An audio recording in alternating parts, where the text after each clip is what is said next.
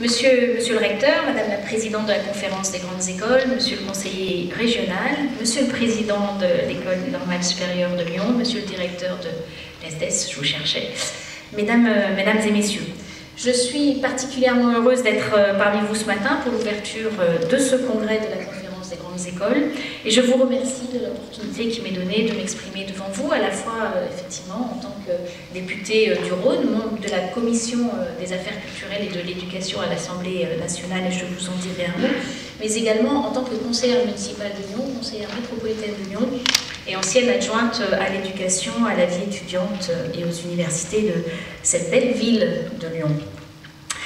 J'en profite pour dire un mot sur la ville. C'est une ville, vous le savez, éminemment étudiante, une ville et une métropole, puisque désormais nous avons réuni les services qui traitent de la vie étudiante des universités de la recherche au niveau de la métropole de Lyon, qui est l'échelon le plus adéquat pour cela. Et nous comptons aujourd'hui 155 000 étudiants, nous avons l'objectif d'en accueillir 180 000 rapidement. Nous sommes une ville réputée pour sa vie étudiante et surtout pour son offre universitaire. Et si nous avons perdu cette année notre place de première ville où il fait bon vivre, je l'avoue, et c'est un sujet de préoccupation, c'est à cause du logement étudiant. Nous ne sommes pas la seule ville de France qui a ce problème-là, mais nous le prenons très au sérieux, car nous savons que dans certaines villes, et peut-être à Lyon, et j'espère qu'on n'en est pas encore là, mais nous le craignons, les étudiants renoncent à des études, parfois même à des écoles pour lesquelles ils ont passé des concours très difficiles, faute de logement. Alors je pense à Bordeaux, parce que j'ai eu un témoignage il y a peu, mais nous sommes très inquiets sur Lyon. Nous faisons tout ce que nous pouvons. Nous avons voté il y a peu au Conseil de la métropole des budgets supplémentaires pour la construction de logements sociaux étudiants. Sachez que nous prenons ce sujet très au sérieux, car vos étudiants doivent trouver toutes leurs conditions de réussite dans notre ville, et cela passe bien sûr par leurs conditions de vie et par leur logement. Je tenais à vous faire part de notre détermination sur ce sujet. Je suis heureuse de m'exprimer sur la thématique qui va vous réunir durant ces 2 jours, des nouveaux métiers, nouvelles compétences, quelles attentes des entreprises. Et permettez-moi de vous dire un mot de ce que je connais le mieux, en l'occurrence mon domaine de compétences, avant d'avoir un engagement politique. Je suis ingénieure agronome de formation et j'ai travaillé jusqu'à il y a 2 ans, jusqu'à être élue députée dans ce domaine-là.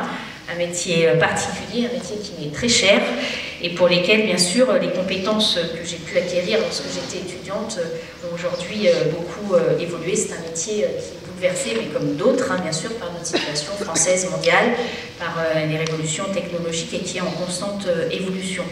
Et le sujet est bien là parce qu'effectivement, entre les études et nos métiers, avec l'évolution des pratiques, j'arrive pas à me relire, excusez-moi, entre l'évolution de la société, les technologies, les nouvelles compétences, compétences techniques, compétences humaines aussi, les demandes des entreprises, effectivement, nous devons réfléchir à comment adapter les études supérieures, mais aussi les études, bien sûr, dans le cadre de la formation tout au long de la vie.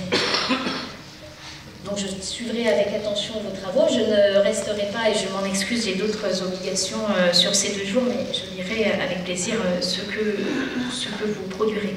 Je vous dire un mot sur mon mandat de députée. L'éducation a toujours été une thématique importante dans mon mandat politique, un peu éloignée de mon engagement professionnel dans l'agriculture, mais ça me permet d'avoir vraiment 2 cordes à mon arc. J'ai été adjointe à l'éducation de la ville de Lyon, je vous l'ai dit, et de ce fait, je suis aujourd'hui à l'Assemblée, particulièrement investie dans la commission Affaires culturelles et éducation. À ce titre, j'ai été responsable, je suis toujours, parce que je la suis encore, de la loi relative à l'orientation et à la réussite des étudiants, que vous connaissez bien. Et je tiens à rappeler devant vous, mais je crois que vous le savez bien, que le premier objectif de cette loi, c'est bien d'améliorer la réussite de nos étudiants, de lutter contre l'échec, notamment en première année, pour une meilleure orientation et pour un meilleur choix des étudiants de leur propre parcours. Je sais que cette loi vous a demandé beaucoup d'efforts, des adaptations. J'en profite pour vous remercier pour tout le travail qui a été effectué, car je sais que le challenge a été rude en première année, mais aussi en deuxième année, et que c'est une réforme qui, bien sûr, évolue d'année en année et donnera tous ses fruits au fur et à mesure du temps.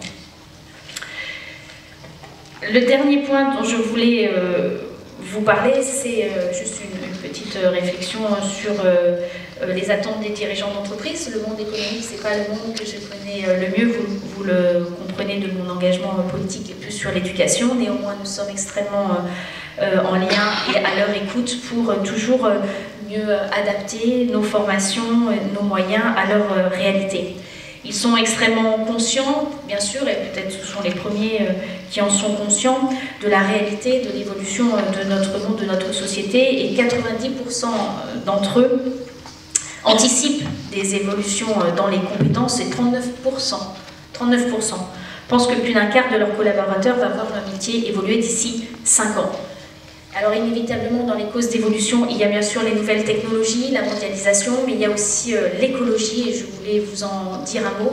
À Lyon, mais vous devez le savoir, nous sommes une ville qui a des entreprises extrêmement diverses. C'est la richesse, je crois, de notre ville, de notre métropole.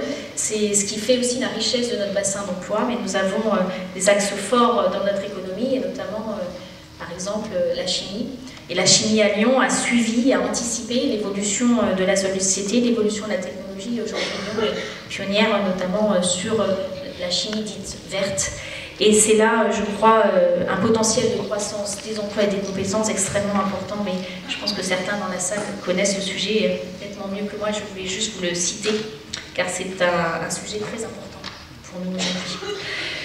Je terminerai par vous dire que face à cette évolution que nous appelons de nos voeux, pour un progrès, pour des métiers nouveaux, pour des compétences nouvelles et pour l'anticipation que nous devons avoir, il faut que nous nous mobilisions tous ensemble, à la fois le secteur de l'éducation, celui de l'entreprise. Vous en êtes conscients, c'est bien le thème de vos travaux durant ces 2 jours. Et donc je vous remercie par avance pour les actions coordonnées, les actions communes que vous allez imaginer, que vous allez mettre en œuvre. Je vous souhaite un très bon congrès à Lyon. Merci.